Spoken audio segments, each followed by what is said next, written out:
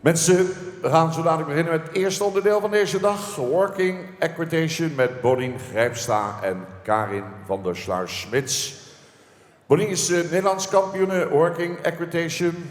Zal u meenemen in de wereld van deze populaire tak van sport. Z-Amazone, instructrice en Working Equitation jurylid Karin van der Sluis. Hij heeft daarvoor een master van de oergong meegenomen. En die is van Maurits 441, de merrie van Fabe 348. Deze allround Fries is afgericht op Working Equitation 1 en 2 niveau. En Grand Prix, de dressuur Amazone Bodien Grijpstra rijdt vandaag graag aan Merrie Froni. Dus van Gjalt, 4-2-6 maal Heinze 3-5-4. Waarbij ze uitkomt op niveau 3 van Working Equitation op het Nederlands kampioenschap. Afgelopen zomer was Bodien de enige deelnemer met een Fries paard tussen de veelal Spaanse paarden. Het Friese paard liet zien wat hij in huis had en ging er met de Nederlandse titel vandoor. Dames en heren, ontvang ze met een applaus. Het begin van deze dag, Working Equitation met Bodien Grijpstra en Karin van der Sluis-Smits. Daar zijn ze, uw applaus.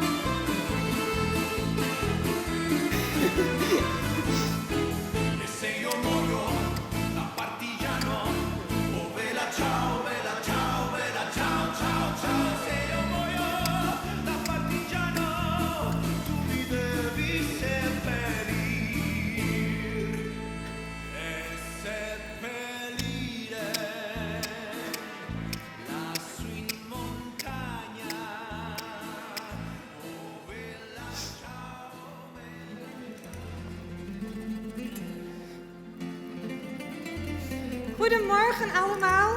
Ontzettend leuk dat jullie komen kijken naar onze clinic over Working Equitation. Working Equitation, de naam zegt het al. Het is werken met paarden. Wij zullen ons even voorstellen. Ik ben Bodien Grijpstra. Ik rij op mijn merrie Froni BV. Froni is een Gjalt uit een modelmerrie van Heinze. Gefokt door Barend en Jenny Veenstra. Ik rij met Froni Working Equitation niveau 3 en ik zal zo meteen uitleggen wat dat niveau inhoudt. Dan geef ik het woord aan Karen, die gaat zichzelf even voorstellen. Ik ben Karin van der Sluis, ik heb meegenomen een master. Master heeft een heel klein hartje, maar dat maakt hem heel erg geschikt voor dit werk. Mooi gevoelig, reageert goed op de kleine hulpen. Master acteert een beetje op Z-niveau en in de Working Equitation op WE1, WE2 niveau. Geef ik het woord aan Bodien. Working Equitation, wat ik zo net al zei, betekent werken met paarden. Working Equitation is een tak van de paardensport die is ontstaan in de Zuid-Europese landen, waar de boeren met hun paarden op het land aan het werk waren en van alles tegenkwamen. Zo hadden ze een brug, wat Karen laat zien, waar ze overheen moesten, obstakels optillen, een hek die open en dicht moest. Natuurlijk moesten de boeren vroeger ook vee opdrijven.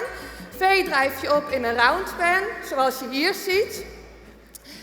Tonnen waar het paard omheen moet, smalle doorgangen, maar natuurlijk ook met de garrocha, de lange stok, kunnen rijden. Working Equitation is ontstaan doordat de boeren met hun paarden op het land reden. En natuurlijk, wanneer ze bij elkaar zaten, waren ze flink aan het opscheppen wie nou eigenlijk het beste was met zijn paard. En daar is eigenlijk de competitie uit ontstaan. De sport zoals we hem nu kennen is wereldwijd steeds populairder.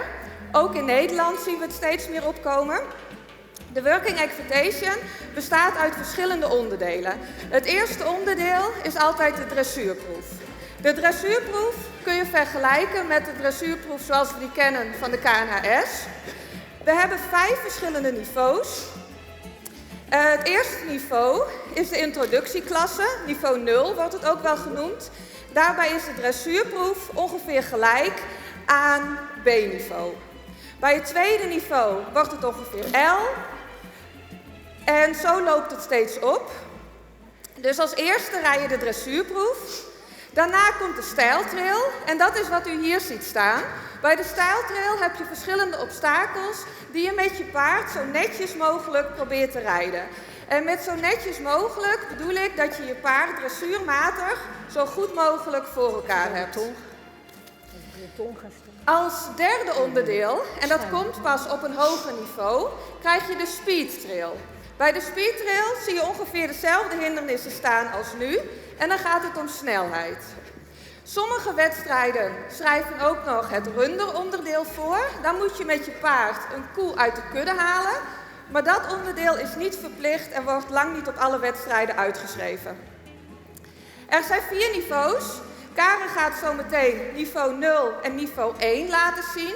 Dat is een beetje vergelijkbaar met BL-niveau. Bij niveau 0 ga je in draf tussen de hindernissen en de hindernissen zelf, die neem je in stap, behalve de slalom, die gaat in draf. Karen rijdt nu met de garrocha. De garrocha is de lange stok. Die komt vanaf niveau 1, vanaf niveau 2. En daar, zoals je ziet, vinden de paarden dat soms nog best wel een beetje spannend. Dus we oefenen vaak met een kortere stok en daarna een langere.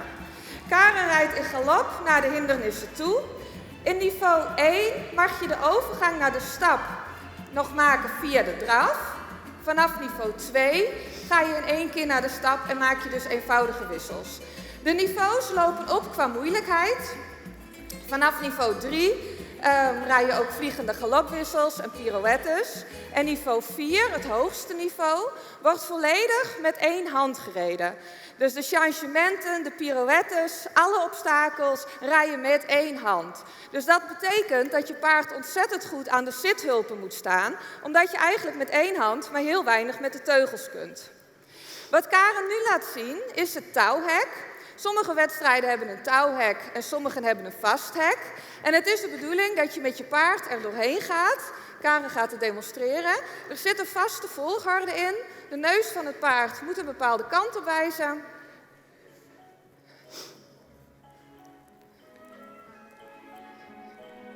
Dan moet het paard een paar passen achterwaarts. Voorwaarts er doorheen. Dan moet hij draaien. En dit draai je ook allemaal met 1 hand.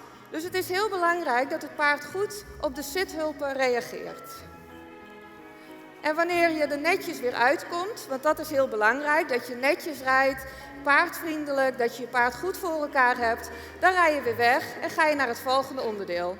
Karen laat nu de tafel met de kant zien. Daar moet je paard volledig vierkant naast halt houden. En dat doet hij bijna. Mislukt. Hij moet volledig stil blijven staan. De kan hou je helemaal boven je hoofd. Zet je hem weer neer en dan mag je paard weer voorwaarts. Kan je mij ook tips geven voor het vierkant staan? Hoe beter je paard dressuurmatig voor elkaar, hoe meer voordeel je hebt om in het working equitation parcours te kunnen rijden. Wanneer je paard fijn op de achterhand loopt, zal hij ook makkelijker halt houden, de achterbenen aansluiten. Karen staat nu bij de bel. De bel ga je luiden. In het laagste niveau mag je voorwaarts naar voren. Wanneer het een hoger niveau wordt, ga je achterwaarts naar voren. Achterwaarts met een bochtje, laat Karen zien.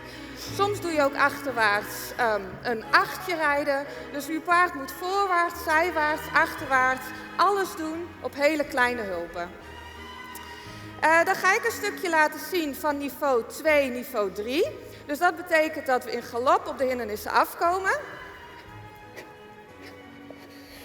Oké, Bodien, de Nederlands kampioene in de introductieklasse. Bodien, laat eens een mooie overgang zien op je zit. En dan de brug. En dan netjes weer aangalopperen. Nou, WE3-niveau, dat betekent dat ze netjes vanuit de stap een overgang kan maken naar de galop. En ze is nu bezig op de slalom en dat moeten vanaf de WE2, wat ongeveer Z-niveau is, moeten er eenvoudige wissels zijn. En vandaag staat hij nog wat krapper, normaal staat hij op 9 meter, maar Bodien gaat straks ook de changementen laten zien en dan moeten ze op 6 meter staan. Dus dat is een gepuzzel. Het mooie is, als je dit beoefent met het Friese paard, dan heb je verschillende voordelen. Een Fries is nuchter, zal niet zo gauw onder de indruk zijn. Kijk, dit is mooi, beetje pirouetteachtig, hè? En als je nou uitkomt, zou het mooi zijn als je wending om de achterhand maakt. Een pirouette wordt het zelfs. Heel goed, heel goed, heel goed. Keurig. Andere kant erin. Goed zo, goed zo. Maar je ziet dus, een Fries heeft wat moeite met verzameld vermogen. Maar als Bodien maar vaak genoeg die roundpen neemt, dan zal hij vanzelf meer gedragen lopen. Kijken of de changementen lukken. Hop. Oh nee, nog niet. Het is ook een beetje verrassend wat ze gaat doen, hè, voor mij. Juist. Nou, daar komt hij. Wij willen als jury het liefste... Ben je eraan toe in de slalom met wissels? Nou, ik wou de stok even pakken, maar Oké. hij staat verkeerd. We gaan eerst naar de Carrozza. Duur woord voor stokken. Mag je er een voltetje omheen galopperen? Ja, maar dat levert minder punten op. Als je rechtuit galoppeert erlangs, levert dat meer punten op. Dan is dit ringetje staat vrij laag. Dus Bodien zal een beetje straks moeten bukken. Ze zet hem terug, keurig. Belangrijk is... Oei, ging net goed, hè? Belangrijk is dat die ton blijft staan. Als zij die ton omgooit, moet ze van de paard af... Carrozza pakken, met Carrozza op het paard, zonder krukje. En dan mag ze weer verder rijden. Lukt dat niet, en ik zou het niet kunnen, maar Bodien misschien wel... dan is ze gedisqualificeerd. Dus het steekt heel nauw. Oké. Kijk, Bodien kan heel goed vierkant stilstaan. Ze staat iets, ik ga even als jury kijken, ze stond iets te veel naar voren. Want je wil dat het paard exact geplaatst wordt. Dus precies met haar hand bij het belletje. Maar het was een mooie achterwaarts, het is een mooie overgang naar voren. Dus hier kan je natuurlijk alleen maar goede punten aan kwijt. Nu moet ik even een beetje uit de weg, zie ik. Nou, dit zijn de 3 tonnen, er zit een vaste choreografie in. Kijken of ze een wissel maakt, of dat... Ja, oké, goed. De wissel was wat laat. Deze was op tijd. Dus je wil 3 gelijke voltetjes. En precies dat midden tussen die 3 tonnen, daar moet zij die wissel maken. Dat is hartstikke moeilijk. Dus working equitation draait eigenlijk heel erg om de plaats in de bak. Veel meer als dressuur. Kijk, die was mooi midden. Die wissels moeten plaatsvinden in het midden tussen de boompjes. De eerste was goed, de tweede was wat laat. Oké, nou dat tel je dan allemaal als jury op. Hè? Dan zeg je eerste was goed, tweede was wat laat. En dat middel je in je hoofd en daaruit komt het cijfer. Nou, kwartwending om de voorhand, die kennen we bijna niet meer, hè? Wel de wending om de achterhand. Dan is het achterwaarts. 3 pasjes, dus dan moet je hulp heel goed zijn. Je moet been naar achteren en been weer op de singel. Dit is een wending om de voorhand naar rechts. En dan is het nog een stukje zijwaarts. Dit is een touwhek. Een touwhek gebruik je over het algemeen in de speedtrail, want dan moet het snel. Want vanaf de WE2 moet je ook een speedtrail laten zien. 's Ochtends rij je een dressuurproef, dan een stijltrail, dan een speedtrail. In de stijltrail staat meestal een echt hek. Deze kant moet goed boven het hoofd. Dus je kijkt eerst hoe was de overgang. Nou, die was oké. Dan kijk je hoe staat het paard. Nou, mooi gesloten, nagenoeg vierkant. Dan moet die kan hoog boven je hoofd. En dan moet je netjes weggalopperen. En al die cijfers stel je als jurylid bij elkaar op. En daaruit komt dan het definitieve cijfer. Kijk, hier kwam je al meer op het achterbeen, hè? Dus eigenlijk heel leuk om Friese te trainen in een soort roundpennetje. En dan zie je dat als jij zelf durft je hand naar voren te doen, dat het paard vanzelf meer gaat dragen. Dus je krijgt je verzameling een beetje cadeau met working equitation. Gaat het je lukken om de carrozza een keer vanuit de galop te pakken? We gaan het proberen. Staat die zo naar je zin? Ja, Staat die andere niet in de weg? we gaan het Oké. proberen. Dit wordt een beetje het echte werk. Want vanaf de WE3 moet alles eenhandig. Juist, heb er meteen 2. Ze laat er eentje vallen. En daar schrikt een Fries niet van, hè? Even de meiden mogen even hierheen. Even bij de carrozzaton gaan staan. Nou, hoe draag je nou de carrozza? Nou, maakt eigenlijk helemaal niks uit. Maar wat wel belangrijk is, hoe pak je hem op en hoe zet je hem terug? Dus als Bodien hem straks terugzet, dan moet ze hem eerst gaan draaien. Achterkant van de stok naar beneden. Daarna Wil je de ring er weer in achterkant zetten? van de stok naar voren. Oké. Als de stokken gepakt worden, moet je ze even links schuin naar voren zetten. Maar nu komt ze hem terugplaatsen. Kan je hem ook in galop terugzetten? Moet er een beetje uitdagen, hè? Een beetje uitdagen. Juist, daar komt hij hoor. Heel goed, en hij staat nog, dus je hoeft er niet af. Nou, fijn toch? Oké. Nou, pak ik hem een keer gewoon in draf, goed? Meiden, jullie mogen even blijven staan. Kan je steeds de stok deze kant op plaatsen als we komen, ja? Je mag gewoon in het midden blijven staan. Kan iedereen je zien, hartstikke leuk. Het is eigenlijk heel eenvoudig om met je paard met working equitation te beginnen. Als je dressuurwedstrijden wilt rijden, moet je lid zijn van de KNHS.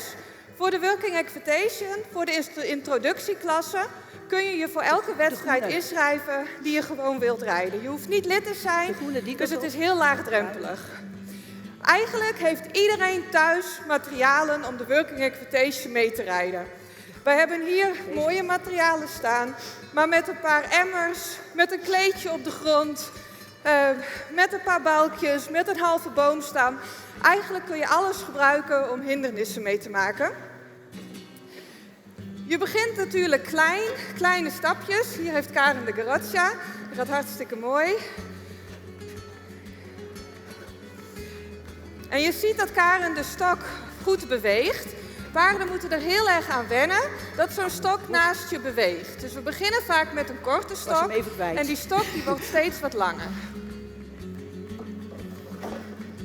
In de lage klasses mag je de stok vanuit de stap pakken.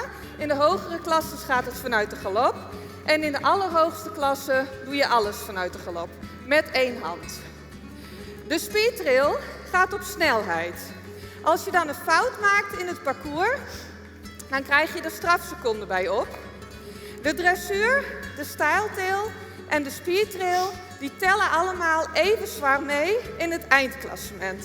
Hoe beter je paard dressuurmatig voor elkaar, hoe hoger je scoort, zowel in de styletail, in de dressuur, maar ook in de speedtrail.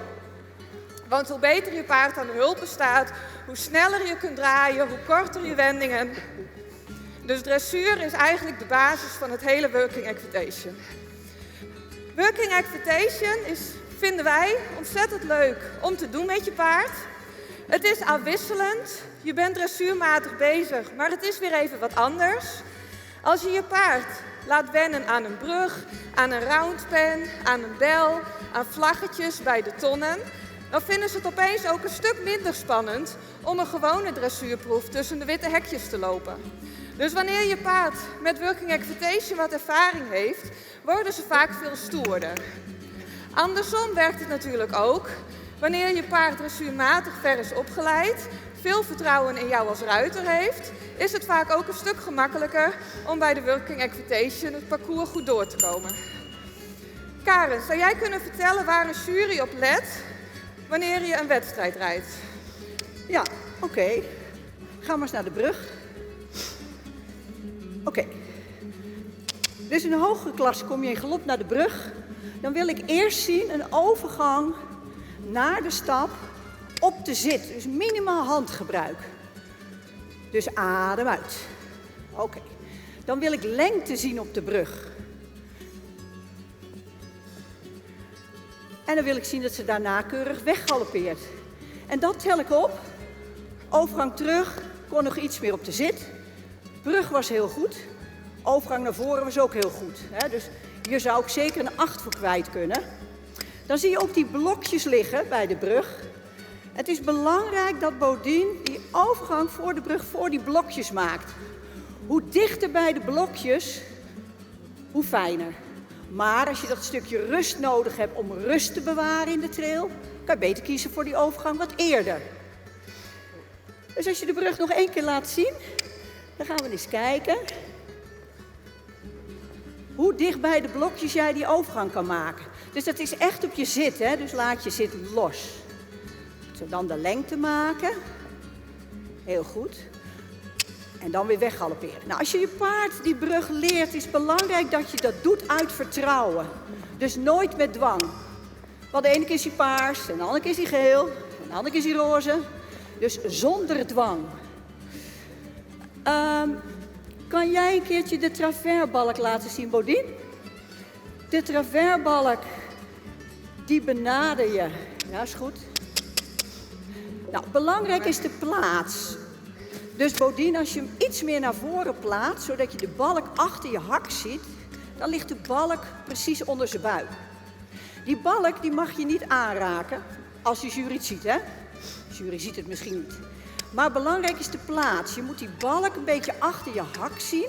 Want als je die balk te dicht bij de voorbenen hebt of bij de achterbenen. En je ziet, hè, Friezen zijn niet zo zuinig met het hout, hè? Dat zie je bij Friezen. Het is belangrijk dat je hem goed plaatst. Nou, hoe leer je nou zo'n traversbalkje? Hoe lang heeft het jou geduurd, Bodien, voordat hij dat traversbalkje kon? De traversbalk vond ze eigenlijk het spannendste van allemaal. Ja. Je denkt dat het een makkelijke is, Ja. maar ze vinden hem vaak heel erg spannend. Het is heel makkelijk, ziet zo'n balkje eruit. Het is hartstikke moeilijk. Dus je begint met je paard te laten halt houden. Met 2 voorbenen over het balkje heen. En dan zeg je braaf. Dan ga je de kant op dat het dichtst erbij is. Dan hoeft hij maar 2 pasjes. En dan zeg je braaf. Heb je best kans dat hij eerst naar achter gaat of naar voren. Ga je gewoon door. Helemaal niet erg. Het is belangrijk dat je stapjes leert dat het echt in vertrouwen is. Heel goed. Oké.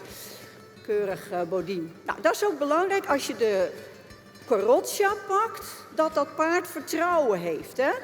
Dus dat zag je in het begin bij Master, die vond hem een beetje eng. Zie je, hij vindt hem nog steeds een beetje eng. Nou, daar raken we niet van onder de indruk. Dan zeggen we dat hij braaf is. Andere ton, hè? Andere stok. En zo. En dan moet je vol vertrouwen, eigenlijk zonder dat het paard reageert, moet je hem kunnen pakken. Nou, dan moet je die ring steken. Heb ik nog niet geprobeerd vandaag. Ja, heb ik. En dan zet je hem weer terug.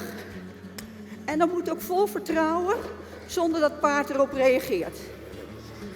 Nou, in de draf bestaat hij eigenlijk niet. Hij bestaat in de stap of hij bestaat in galop. Maar daartussen in je training kan je natuurlijk makkelijk eventjes het paard een keertje meenemen in de draf. Braaf, goed zo. Wij kunnen nog ontzettend veel vertellen over Working Equitation. We vinden de sport heel erg leuk om te doen. Karen en ik geven ook lessen in Working Equitation. Dan beginnen we natuurlijk op een laag niveau. Alle soorten paarden en ponies zijn geschikt. Van oorsprong wordt Working Equitation vaak gedaan met Spaanse paarden. Maar wij denken dat de Friezen er ook heel erg geschikt voor zijn. Friezen zijn dapper, Friezen zijn slim, Friezen zijn betrouwbaar. En dat heb je allemaal nodig om goed door het parcours heen te komen. Onze tijd zit er helaas op, dus wij gaan afsluiten en de baan weer leeghalen en klaarmaken voor de tuigpaarden. Ontzettend bedankt voor het kijken, voor het luisteren. Wij lopen hier vanochtend nog rond, dus als iemand vragen heeft over Working Equitation, spreek ons vooral aan. Dat vinden we hartstikke leuk. En we hopen jullie, of een aantal van jullie, binnenkort in de Working Equitation ring te zien. Bedankt voor de aandacht. Mooi applaus, mensen. Zeer interessant. Working Equitation met Bodien Grijpstra en Karin van der Sluis-Smits. En de dames komen nog een keer voorbij Als ze voorbij komen, even die handen op elkaar. Nogmaals, uw applaus. Dank u wel.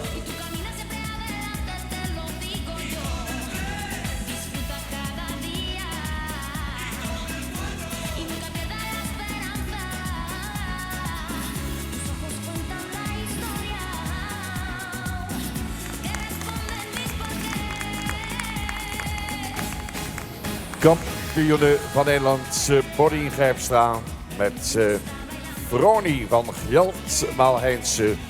U zag Karin van der Sluis met Master van de Maurits Fabe. Dankjewel.